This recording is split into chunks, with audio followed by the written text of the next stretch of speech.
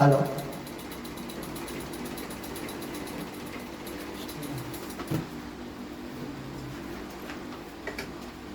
तो दोस्तों,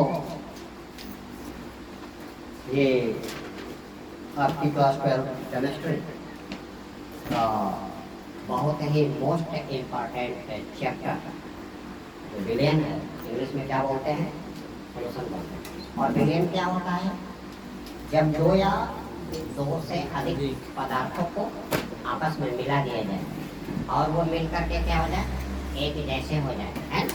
यानी कि उसमें से उनके कणों को इनको मिलाया, इनको अलग करना आसान नहीं रहे, एक जैसा हो जाए तो ये मिल करके क्या बना देते हैं, विलयन बना देते हैं। तो विलयन की डिफिनीशन आपकी हो जाती है दो या दो से अधिक पदार्थों के समांगी मिश्रण, ठीक है, क्या बोलते हैं, विलयन बोलते हैं।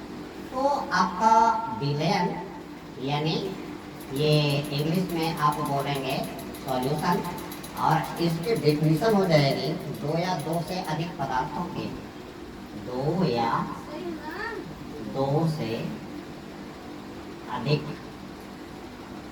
पदार्थों के समांगी मिश्रण को क्या बोलते हैं, विलयन कहते हैं। ठीक है बेटा, बिल्कुल क्या हो जाएगा, एक जैसा हो जाएगा। जैसे क्या करें, पानी में हम थोड़ी सी चीनी मिला करके और क्या करते हैं, उसको हिला दें तो चीनी क्या हो जाती है, गायब हो जाती है। चीनी के कणों को खोज पाना मुश्किल हो जाता है।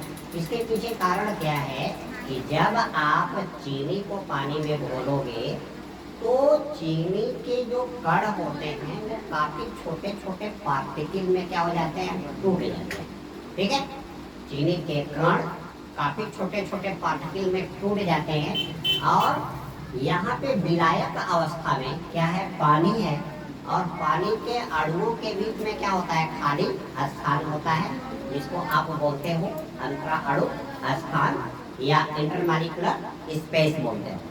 अब ये चीनी के कण क्या होते हैं, इतने छोटे होते हैं कि पानी के कणों के बीच में जो खाली स्थान होता है उस खाली स्थान में जाकर के क्या हो जाते हैं, समा जाते हैं। फिर इतने छोटे हो जाते हैं, आंखों से क्या हो जाते हैं, ओझल हो जाते हैं। इसी तरह से जल में आप नमक, एल्कोहल या अमोनिया मिला दो, ये क्या करेगा, समान मिश्रण बना देगा। एक चीज और, ये जो आपकी वायुमंडल की वायु है ना, इसमें भी क्या है, तमाम गैसें हैं, जिसमें आपकी क्या है, नाइट्रोजन है, ऑक्सीजन है, कार्बन डाइऑक्साइड है। इसके अलावा इसमें अक्रिय गैसें हैं। अक्रिय गैसों में कौन, हीलियम है, नियान है, आर्गन है, क्रिप्टॉन है, रेडान है और जिनान है। अक्रिय गैस इनको क्यों बोलते हैं बेटा, अक्रिय गैस इसलिए बोलते हैं क्योंकि ये किसी से अभिक्रिया नहीं करती है। क्यों अभिक्रिया नहीं करती है, क्योंकि इनके सारे के सारे कोषों और उपकोषों में इलेक्ट्रॉन क्या होते हैं, पूरी तरह से भरे रहते हैं। ठीक है, इनके कोष और उपकोष में पूरी तरह से क्या होते हैं, भरे होते हैं, खाली नहीं होता। और कोई भी क्रिया इसलिए होती है क्योंकि वो क्या होता है, अस्थायी होता है, और अस्थायी को प्राप्त करने का क्या करता है, प्रयास करता है। और रासायनिक क्रिया तभी होगी जब कोई भी अणु या कोई भी परमाणु क्या होगा, अस्थायी होगा। अस्थायी होने के प्रयास में वो क्या करेगा, दूसरे तत्वों से, है ना, या तो इलेक्ट्रॉन लेगा या इलेक्ट्रॉन देगा, या दूसरे तत्वों से इलेक्ट्रॉन की क्या करेगा, साझेदारी करेगा। ठीक है बेटा, तो ये जो वायु है, वायुमंडल या कई गैसों का क्या है, समांगी मिश्रण है। क्योंकि इसमें इसके जो कंपोनेंट्स हैं, जो घटक कण हैं, चाहे आप ऑक्सीजन ले लो, चाहे नाइट्रोजन ले लो, चाहे कार्बन डाइऑक्साइड ले लो, चाहे अक्रिय गैस ले लो, ये अलग अलग दिखते नहीं है, सब क्या है, एक जैसा। और जब कई चीजें एक में मिला दी जाए और मिल करके क्या हो जाए, एक जैसी हो जाए, तो इस अवस्था को आप क्या बोलोगे, एकल प्रावस्था तंत्र। यानी एक जैसा। इंग्लिश में क्या बोलोगे? होमोजेनियस। इंग्लिश में क्या बोलेंगे? होमोजेनियस। क्या बना देगा? मिक्सचर बना देगा, मिश्रण बना देगा। और मिश्रण की डिफिनेशन आप लोगों को पता होगी, दो या दो से अधिक पदार्थ जब बिना किसी अनुपात के, कम बेसी हो सकता है। जब दो या दो से अधिक पदार्थ बिना किसी अनुपात के क्या कर दिए जाए? मिला दिए जाए, तो आपका क्या बन जाता है? मिश्रण बन जाता है। जबकि यौगिक में क्या होता है? दो या दो से अधिक तत्व एक निश्चित अनुपात में, क्या होता है? एक निश्चित अनुपात में क्या होते हैं? मिलाए जाते हैं। तो क्या बनता है? यौगिक बनता है। तो बेटा हम लोग अभी देख रहे थे कि विलयन क्या है? दो या दो से अधिक पदार्थों की समांगी मिश्रण को क्या बोलते हैं? विलयन बोलते हैं। इंग्लिश में आप कह सकते हो होमोजेनियस मिक्सचर ऑफ टू और मोर सब्सटेंसेस।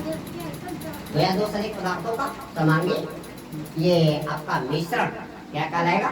विलयन कहलाएगा। अब बेटा एक चीज और दे रहा है, विलयन बनने से उसके घटकों की रासायनिक प्रकृति नहीं बदलती है। यहाँ पे नोट पॉइंट आप लोग लिख लेना।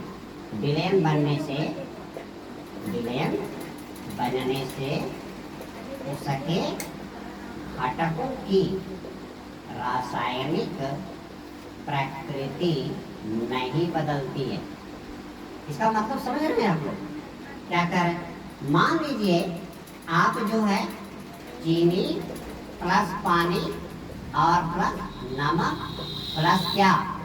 नींबू की बूंदे आपने मिला दिया और वो क्या हो गया? एक जैसा हो गया। अरे मेवा छान देना, नहीं तो अलग दिखेगा। तो नींबू का रस मिलाना है, तो आजकल वो मार्केट में आ रहा है, उसमें खुज्जा मुझे नहीं, खुज्जा अगर पड़ रहेगा तो अलग दिखेगा। सारी तभी हम आई बिक मांगी का हूँ, समांगी का हूँ। जब आप मिला दोगे और एक जैसा हो जाए, ये जो आपका क्या बन गया? ये आपका बन गया शरबत बन गया। तो शरबत में आपको चीनी का टेस्ट आएगा कि नहीं आएगा? पानी तो है, नमक का टेस्ट आएगा कि नहीं आएगा? और नींबू का टेस्ट आएगा कि नहीं आएगा?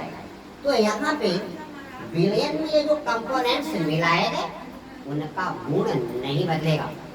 विलयन के घटक के गुण उस विलयन में क्या रहेंगे? मौजूद रहेंगे। ठीक है। अगला क्या है? विलयन का जो कंपोजिशन होता है वो चेंज हो सकता है। अब किसी को शरबत पसंद है, किसी को कम मीठा पसंद है, किसी को ज्यादा मीठा पसंद है। जैसे आप चाय बना रहे हो तो किसी को हल्के दूध का चाय पसंद है, किसी को गाढ़े दूध का पसंद है, तो किसी को क्या बिना चीनी वाला चाय पसंद है। और बिना चीनी वाला चाय किसको? किसको? जिसको शुगर नहीं है उसको बिना चीनी का चाय देना है, और जिसको शुगर है उसको चीनी का चाय देना है। अच्छा नहीं, ये उल्टा हो गया।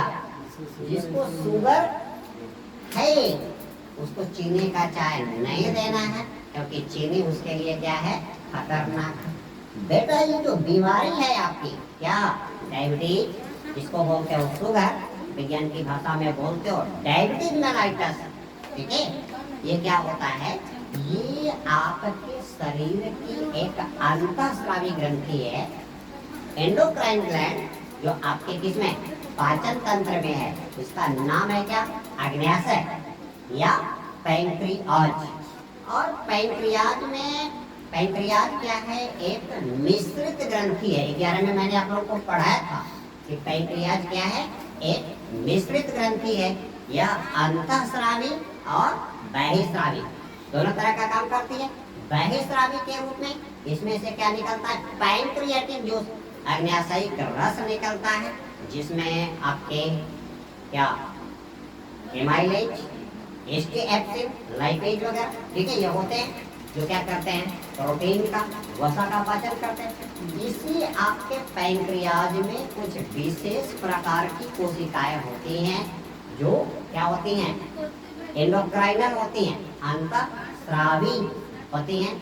और कोशिकाओं के कुछ विशेष प्रकार के क्या होते हैं? समूह होते हैं, जिनको हम क्या बोलते हैं? लैंगरहैंस की द्वीपिकाएं, क्या बोलते हैं, लैंगरहैंस की द्वीपिकाएं बोलते हैं।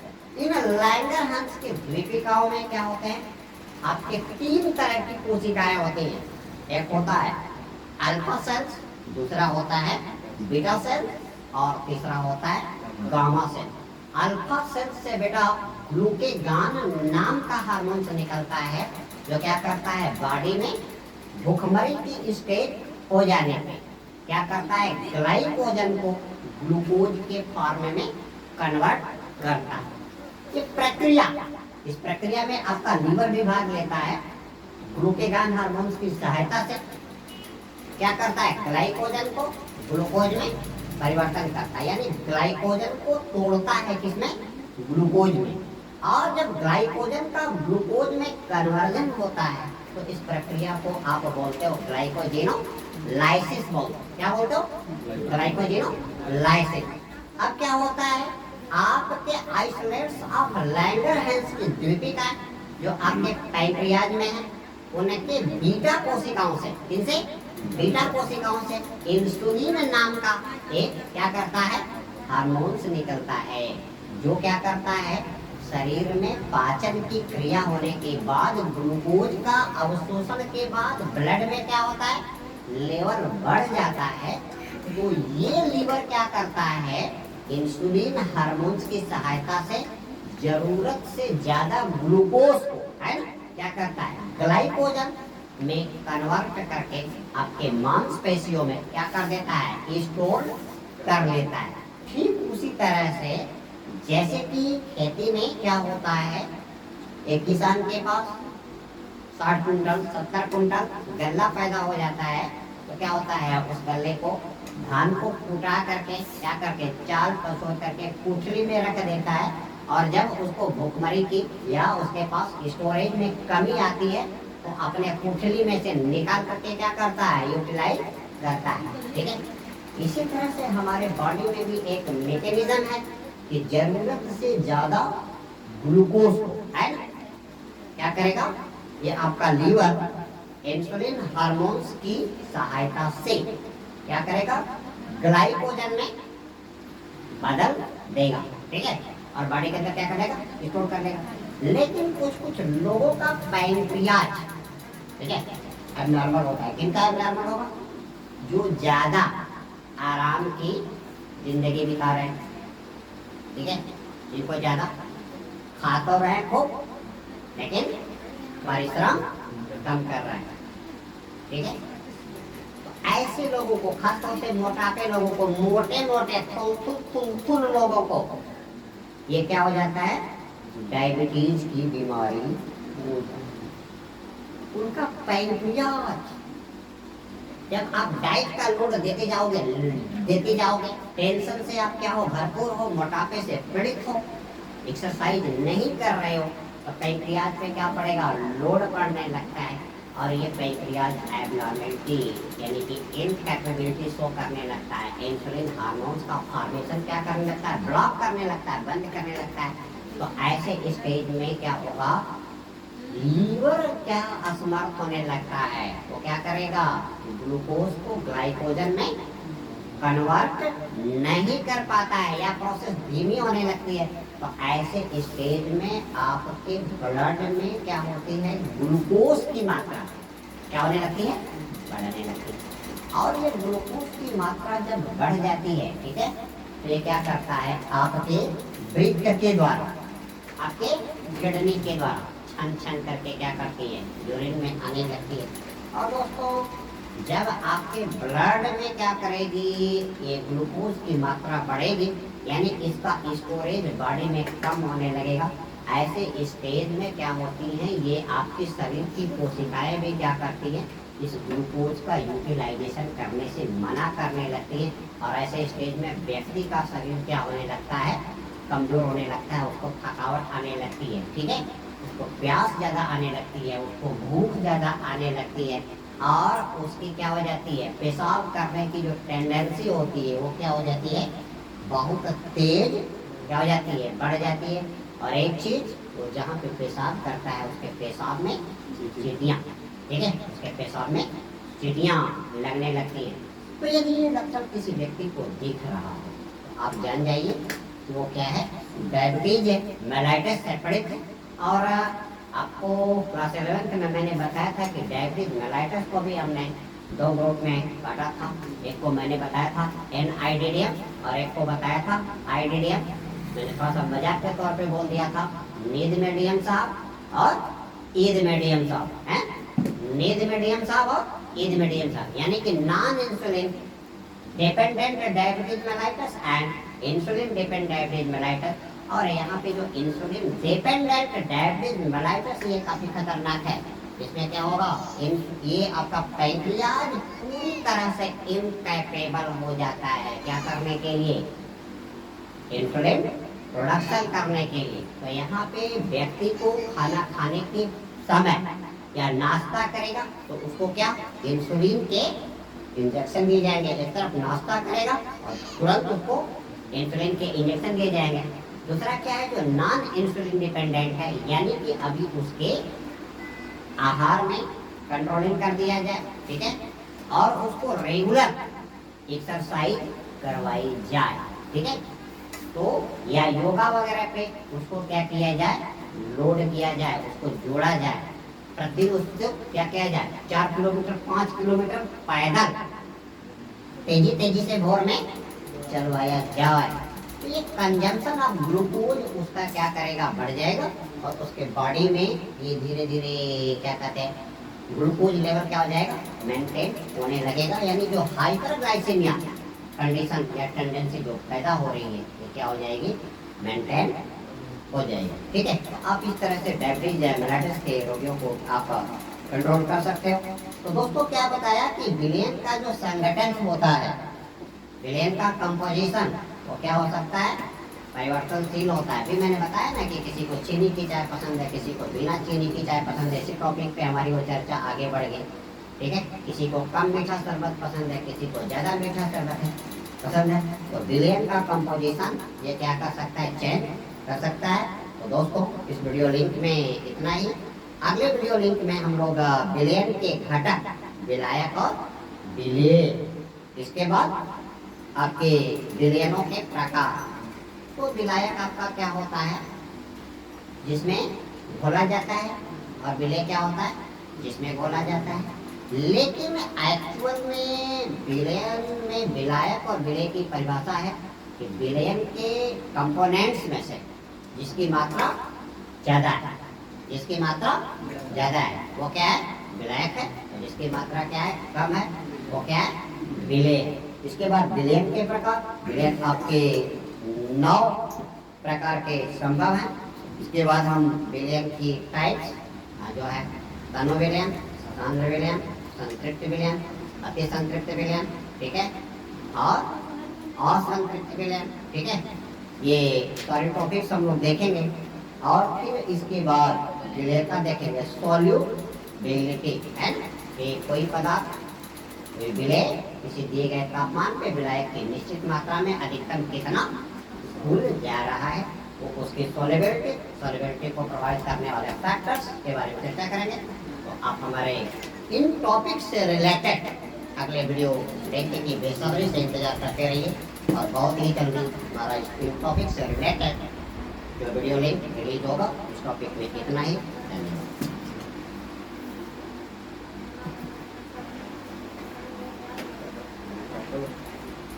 बंद कर दो, लड़का दबा दो।